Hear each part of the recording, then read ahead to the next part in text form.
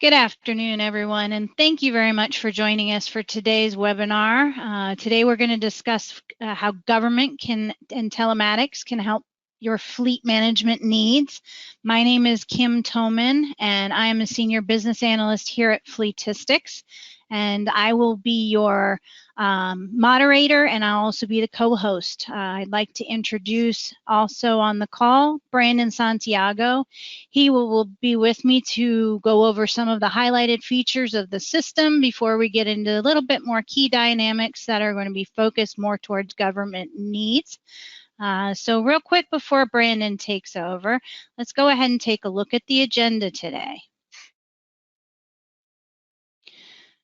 So as you can see, we're going to be looking at some key features of the solutions that we offer. We're going to jump into some EV technology and what types of forward movement that we've been made to be able to produce some data that's going to be insightful for your EV fleet. Public works tools, winter ops, a little bit about the big data and smart city and how this data is going to help reflect what we can do to help with city planning and a bunch of other things that we will get into more detail on, and then we'll leave some time for Q&A at the end. So without further ado, I'm going to go ahead and let Brandon go ahead and take over for us. So Brandon, take it away. Thanks, Kim. Well, I'm excited to be here. Hello, everybody out there. Thank you for attending another session between Kim and I. We've been doing this a long time, so I want to get started with my little portion, and please, everybody, write down some questions, for the end of the session, so we can answer anything that you guys might want. So this is going to be, really high level. What we're trying to do is, get you guys to get interested and want more. So, and once you want more, you'll be contacting us. So, I want to introduce you to, some of the things that we come up against in selling our telematics platform. And first and foremost, all the departments out there may or may not have a mixed fleet. So we want to identify that we have components and equipment for mixed fleets. A larger vehicle is doing 1939 protocols or J-bus protocols, assets out there, regular passenger vehicles with 16-pin OBD ports, even EV vehicles, that's the thing of the future, obviously. And then, what we call our old school install method, which is 3-wire, or the equipment method of 3-wire. So something new, that's, well, it's not so new, but the partners are growing, is within the OEM telematics offer, meaning manufacturers are providing vehicles, off the line with equipment that integrates with our solution, with the Geotab platform. Ford and GM, obviously first to the table. They have, the most vehicles available for this OEM integration, Volvo, Mack, Internationals, and, and others. I mean, I've heard of Toyota, Mercedes are coming on board as well. Some of the things that really separate the Geotab platform are the way that it reports some of the information, some of the sampling that it does.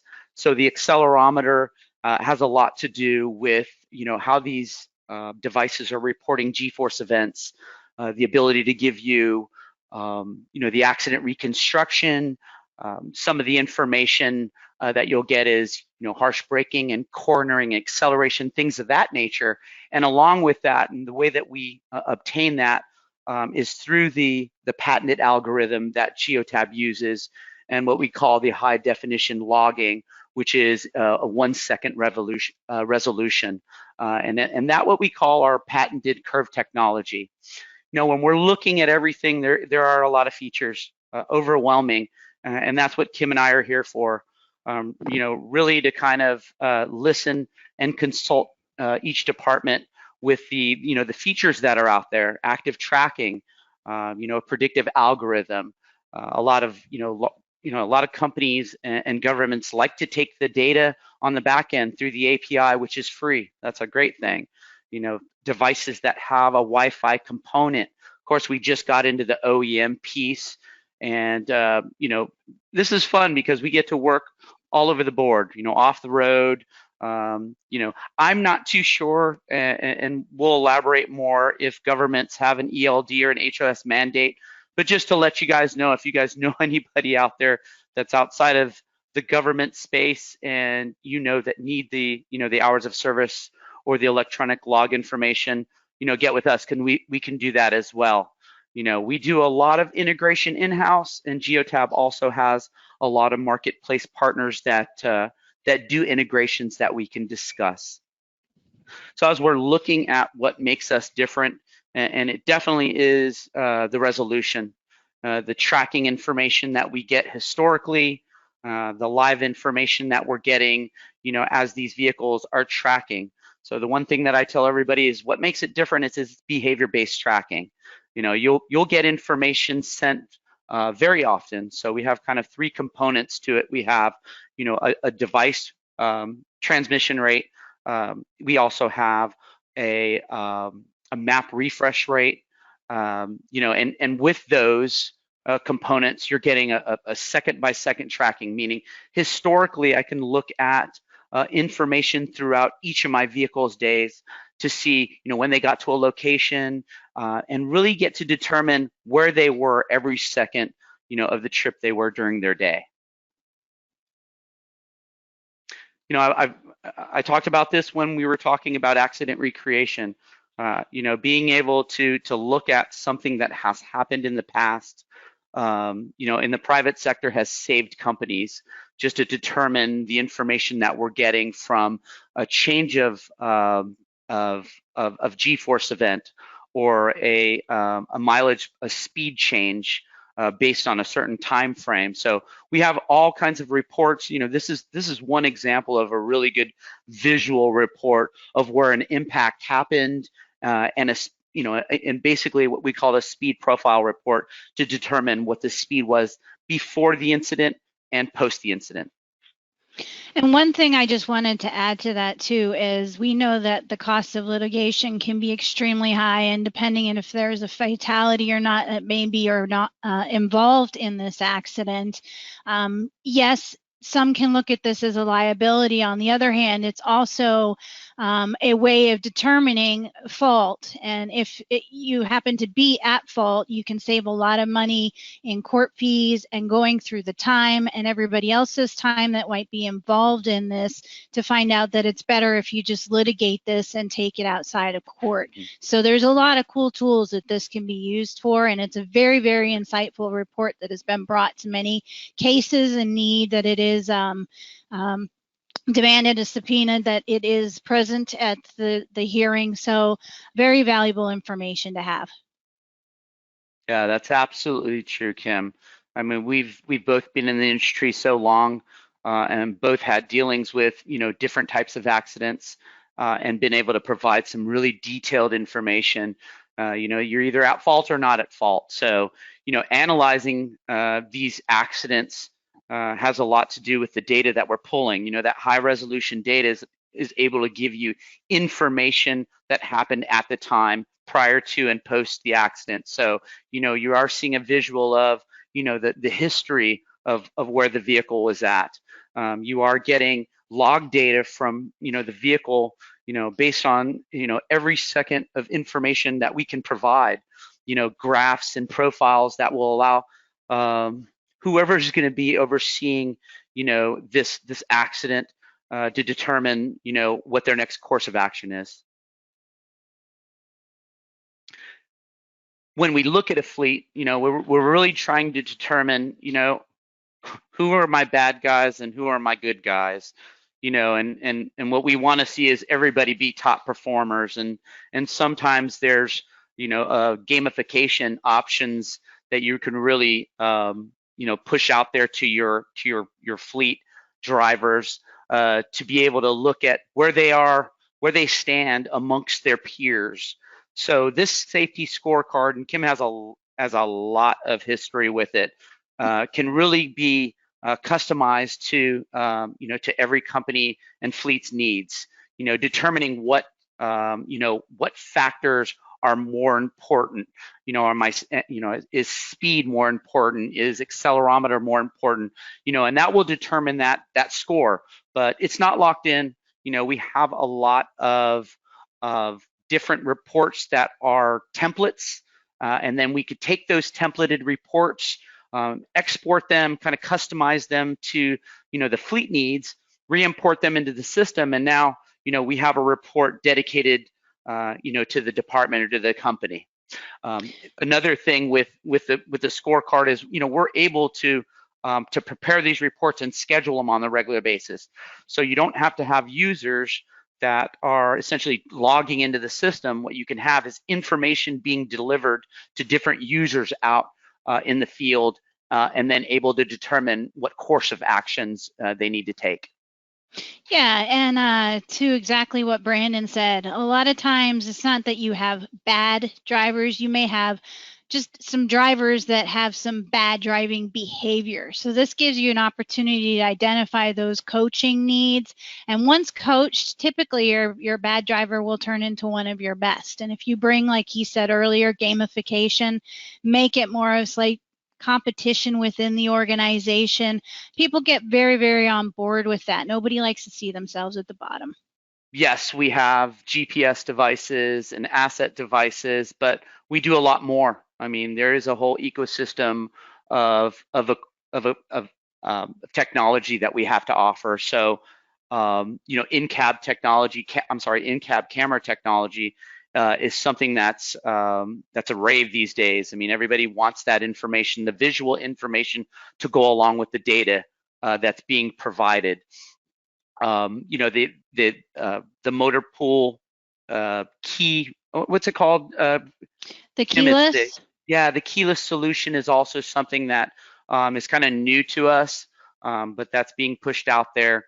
And kind of lastly, this marketplace, which I always kind of talk to different clients about, what handset do you have? Do you have an iOS device, an Apple device? Do you have an Android device, which drives Google Apps? So the marketplace is our app store. There's over 100 providers out there, and to put a high level, it's if it doesn't do it off the shelf, we have a partner to talk to so that we can kind of get together and get a solution that'll maximize your return on investment with the Geotab application. Custom integrations is something we also do, and then the mobile app tracking. I think that's exciting because it is a kind of a zero barrier to entry with equipment. We get out there and track your people, put that side by side with vehicle tracking, and then you have an all-in-one solution, an all-in-one best-in-class solution. So, Kim, anything you want to add to that as additional tools? No, not at this time. I think that kind of brings us into where I'll take over, and you feel free to chime in with anything you might want to add to. So I'm going to get a little bit more advanced into some of the features that we feel are very unique to, particularly in the government space. One of the things that we've developed within our Fleetistics portal called My Fleetistics is we have this option for what we call roll-up reporting. Essentially, it's a child-parent relationship. So if you have a state organization that has multiple agencies underneath it, and it brings each one of these agencies brings on the technology, each one of those agencies technically owns their own database. So this roll-up reporting that we have, because of the APIs that are available, we can take that high-level data that's important to the state level, we can roll it up into a state-level agency view, and then we can create dashboard reports that are going to make the most sense for what it is that they're looking for, whether it's keeping up with the odometer readings for fleet maintenance, because typically on the state side, I know with some of the organizations we currently work with, they handle all of the buying, purchasing, and retiring of vehicles for the agencies. So it's very important that they have this access to be able to gain this knowledge quickly and not have to contact agency after agency, because if some of you on this call are aware, some of these states have so many agencies it would be impossible for a team to keep up with. We have very intense security protocols, specifically with our, now we encrypt all our data when it's being sent over the networks. However, our Geotab platform is FedRAMP authorized, which essentially means that it's GSA approved. So the highest level of the federal government feel comfortable using the solution. It is that high level security, along with the redundancy of our backup servers and how everything is monitored. There's very little downtime, if any, that is even noticeable to the end users.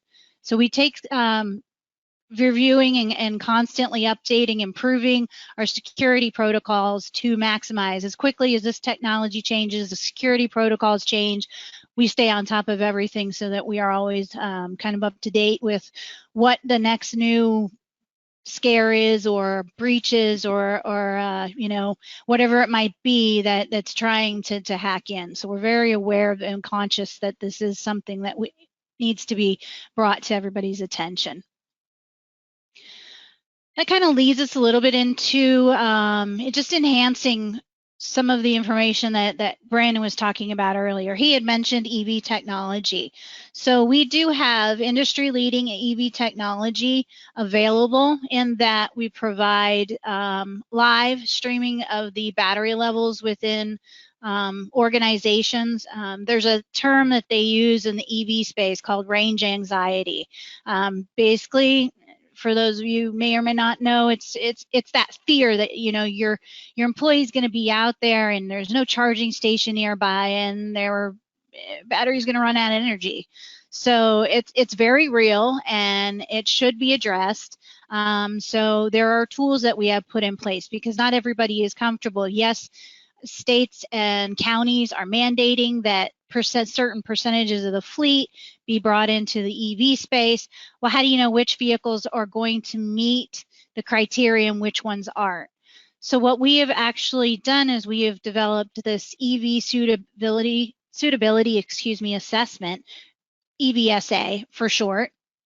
And essentially it's a data-driven EV technology where we can take the fleet's unique needs and driving profiles, identify the patterns, how many miles are they driving in a day, what's the average distance that they're going in a single day, get a basic blueprint of what is going on with some, and this is being analyzed on gasoline vehicles today to see if they would be a good fit to be moved into an EV vehicle. So we look at financial analysis, range analysis, and the environmental impact all in one report. This is a free tool to all our government and any organization for that matter that might be looking to get into that EV space. It's not for everybody. We understand that. EV at this point, they are more expensive than your typical internal combustion engine vehicles. However, the technology, as it becomes more widely adopted, is going to decrease in its cost. The other part of this that is something that I just want to let you know more and more down the pike as we get more information is infrastructure building. How are we going to support these EVs once we get them in place? How do we make sure where's the best place to put the energy charging stations? Those are all concerns that everybody should have on their mind when they're thinking about expanding into the EV space. So we do have tools that are coming down to be able to assist with those needs as well. Yeah, and I think Kim, it goes back to the mixed fleets. We definitely want you to understand that you cannot manage what you can't measure. So, adopting EV is something that is a wave of the future. That's going to be something that is a necessity. So, but mixed fleets are out there. Some EVs, some combustion engines. That's always out there available to you guys. Yes, thank you for that. So we have all of this data that we're collecting, and there is a lot of it. To the everyday layman, definitely can be overwhelming. So we definitely, using those rules and different things, we pick what's best suited for what you need to see. But working with data on a bigger scale, how can we use it to impact? What tools do we have in place to help it impact your fleet, improve operations, improve infrastructure as far as traffic? So we're going to get a little bit about that, starting with our public works and winter ops. So there are some key business drivers in the public workspace. Your four main ones are liability, material management, compliance, accountability. Now, I'm not going to go through each one of these individually. Again, high level overview. If you want more information, I will have the contact information for how you can reach us at the end.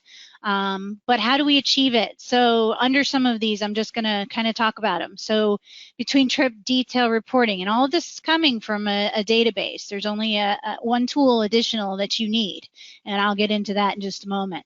Material management. How much are my spreaders spreading if I need salt vehicles? How much am I plowing? How long is my plow down? Route-based reporting. Route completion. Are they actually going where they're supposed to be? Or am I going to have a citizen complaint saying, my road wasn't salted and there was an accident here 10 minutes ago? Compliance. So what are those rules that we already have in place that we need to enforce, and how can we use this data to do it?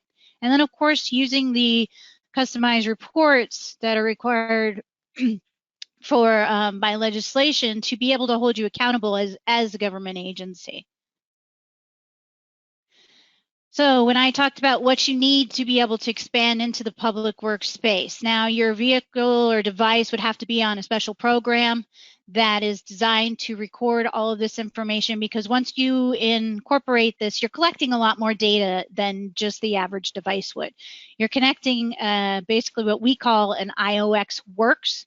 When we refer to IOX, that's really anything that can attach to the Go device. We have special harnesses. So if it's just PTOs, we have an IOX auxiliary harness. If it's Go Talk, for example, for the in-cab verbal audible communication to the drivers, then we have the IOX Talk. So this is the IOX works, and it works in conjunction with a typical Go device.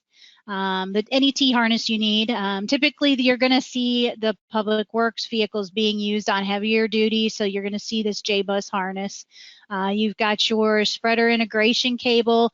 If you do have spreaders already in place, you can reach out to Brandon. We can find out if they're automatically compatible or what we can do to help generate those numbers for you and make sure that we've got technology that integrates with it. And on our material spreader and our telemetry sensor. So that just gives you kind of high level overview of what that hardware looks like, including the actual Go device itself. And these are a sample of some of the vehicles that might be installed with an IOX Works device. So you can see you can add sweepers on here as well, because that's another one that comes into mind for me. We've got our plows, our wing one, our front ones. We've got spreader trucks. And then we even have we can put this onto things that do sidewalks and the bike lanes as well. So that's going to be a little bit smaller, but it's still a little heavy duty vehicle. Now, part of this, again, I mentioned route completion. So essentially, you're taking all of this data and working with again, I don't mean to use potentially again, but if you have ISRI maps already in place at your organization today, you want to bring those into our solutions. You can bring it into our solution. We can overlay those maps. We can bring your routes in. And then we can go ahead and we can compare those routes to what they actually did, to what they were supposed to do, and then highlight areas where they may have missed. For example, the red area is a source of concern, and then they might want to look at that and take a little closer eye at it. Give you that overall understanding of what is and isn't being covered, and how you might need to tweak those routes or to change them to make them more efficient. Do I need as many plows out there as I have, or could I just give them more efficient routes and everybody covers what they need to cover? So not only is it just status of completion, it's also the number of passes on each road. The route shape files, of course, can be uploaded, and all of this is available in plans. Previously, it was known as Public Works Pro Plan or Pro Plus plan. Contact Brandon if you're interested, and we will definitely get you some more information on this. Yeah, definitely exciting that this is available in all the different plans, and along with the mixed fleets, you could have a mixed fleet that has different plans on it. So everybody doesn't have to be in base or pro or the winter plans. You can have a mixed service plan fleet as well. Absolutely. So now we're just going to talk a little bit about analytics for smarter cities. There's a lot of programs out there that are being adopted in different agencies that we can assist with. So let's just kind of talk about that a little bit. So we've got some key benefits of being able to use this, what we call big data information for you. More efficiency, so we can improve operations, traffic flow, and logistics to increase local levels of mobility and reduce overall costs. Support sustainability, so if there's some sustainable initiatives that have been put out there, then we can assist in giving you some of that data that's going to show you where you have made improvements, especially if you have some sensors that you want to incorporate into this to be able to see things like air pollution. It's been done. We've got case studies and upon case studies that we can provide you to show you what agencies have been using this and how successful they have been gaining all this knowledge from the technology. Better safety, better traffic planning, less traffic accidents, less incidents in general out there. And then, of course, our rigorous security on top of that to make sure that all of this data is safe and secure. One of those initiatives I was talking about is Vision Zero, essentially trying to make things more environmentally sustainable. So we've seen that New York City has made both progress in air pollution and traffic fatalities. And you can imagine, I mean, New York's one of the busiest bustling states in America. So after implementing this solution, they were really able to make an effective change within the state, and they're starting to do it, you know, smaller and smaller areas to make it so that everybody is safe everywhere as much as they possibly can. And a lot of that comes down to traffic analytics and how can we analyze, you know, when should our lights turn, when should they, maybe we could have longer stops at some of these and shorten them in other areas. What kind of road hazards? That's one of the things New York looked at. How many potholes are out there? I mean, I've been to New York City. I can tell you there's a lot of potholes. And they've been working on finding those so they can identify them so they do not cause actual road hazard accidents and more damage than they need to. Temperature control, ride quality, these are all different viable information that we can provide. We may have to bring in a partner to help with certain opportunities, but that's what we're here for. We're here to be those consultants to understand what your needs are and to point you in the right direction so that we can get these initiatives accomplished for you. So we've shown you a lot of this really cool data. So we want to talk about a little bit ways, because we're very familiar with the RFP process or RFQ or RFI, whatever term you want to call it, it's still going out for bid. So we do have some opportunities that you may be able to take advantage of depending on your procurement departments to avoid this RFP process or bid process. We are, some of our platforms are members of the Sourcewell co-op group as well as NASPO. The Geotab platform is almost at the point, I think they are now GSA approved, so that is a thing.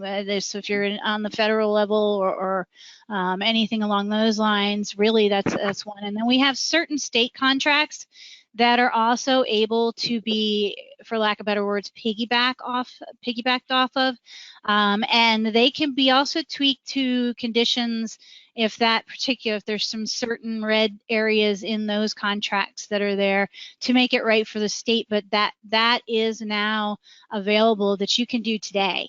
So again, if that is something that's of interest, I know that RFP processes can avoid a lot of headache, and there's a lot of really cool information that we're able to provide, and this allows you to get a tool to get into it quicker and start making more effective change today. So with that being said, I would like to open up the floor to questions, and I do see that we have had some on there. Before we get into those, I just want to point out that our website, Brandon's contact information, and our phone number are all at the bottom of the screen here. So feel free to jot any of those down. I would be happy to send out a copy of this webinar because there are some informational links that are included in it as well. So if you would like a copy of the presentation, we will be sending that out with a thank you email to everybody for attending today's session. So with that, We're going to get into some of these questions here. So Brandon, this one's more Yeah. for you because I stay out of Okay. this field. Okay. So this is a little broader one, but what is the cost of the device? Oh, wow. That's a great question. So, with so many device options, 16-pin OBD, GPS devices, assets, cameras, solar devices, vehicles that require harnesses or have optional harnesses, monitoring PTO events with auxiliaries, that drives the cost. So costs really range from zero and up. As Kim had mentioned, there are cooperative purchasing options such as Sourcewell and NASPO. If you're on the GSA or other state contracts, internally we do SaaS options, rental options, and obviously just the regular we'll take your money purchase options. So we have to as a team, myself, Kim, and your team, we really have to look deeper at the fleet and what options are available to you guys. And size does matter. So Yeah, that makes sense. And it's, again, it goes back to that, consultative approach of what is your need. So it's really kind of hard to give you a definitive, but again, if there is anybody that would like a little bit more detailed information or price quote or anything like that, reach out to Brandon and we'll get you set up with a presentation a little bit more in depth and a quote. Yes. Can they be used in any vehicle? So the answer is yes. Again, there's a lot of different ways to harness these devices in. There are more rugged devices for off-road equipment, skid steers and loaders and things of that nature. But at the end of the day, if there is a 12-volt power source, you can do a 3-wire installation. So essentially, yes, any vehicle that has that 12-volt power source, golf carts, we've done a lot of those.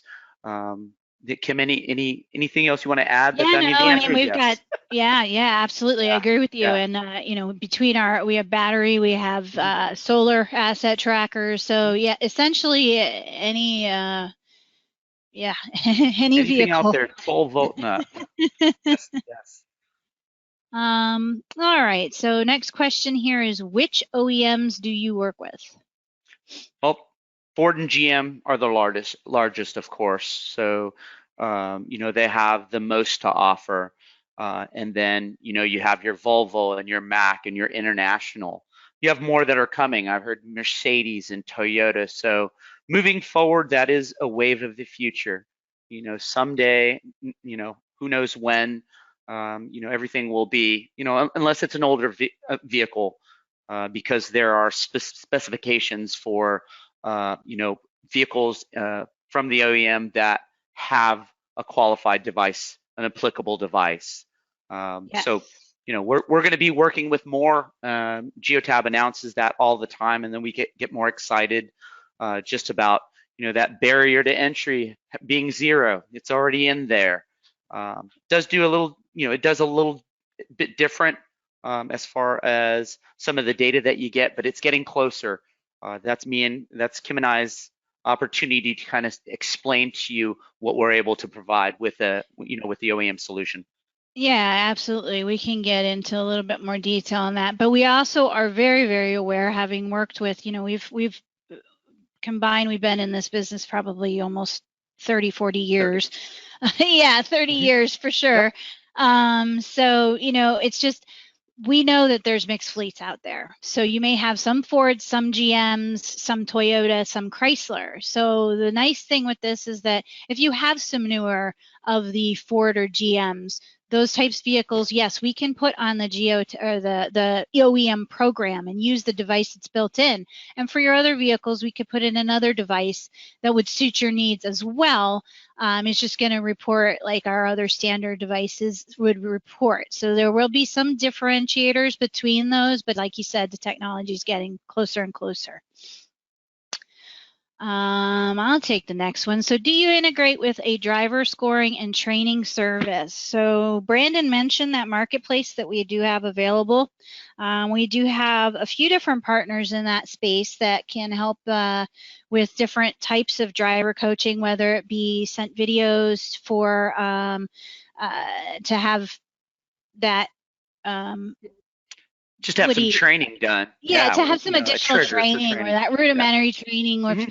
they are violating or having too many speed incidents, or they're having too many acceleration, heartbreaking, depending on what the situation is, the right video would be sent to have that remedial training done, and then they can go ahead and take the little test at the end type of thing. Plus, we do have the driver scorecard, which you got a preview of within the presentation today.